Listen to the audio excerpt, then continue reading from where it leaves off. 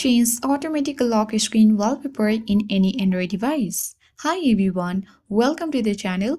This is Rose and without further ado, let's begin. Launch Settings application on your phone.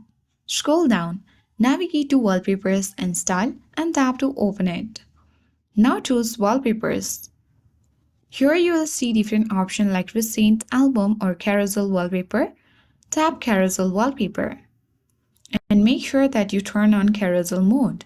After a while, you can tap carousel mode and you can choose any of the option like you can only show customized wallpaper or you can show customized and recommended wallpaper. After that, you can choose the preferences if you choose the recommended wallpaper too. You can tap on it and you can select all the recommended wallpapers that might interest you. Simply check mark the box and once done tap on the save button at bottom of the screen. And now whenever you lock your screen and then turn back on, you will see that each time you repeat the process, your wallpaper will be automatically changed on your lock screen.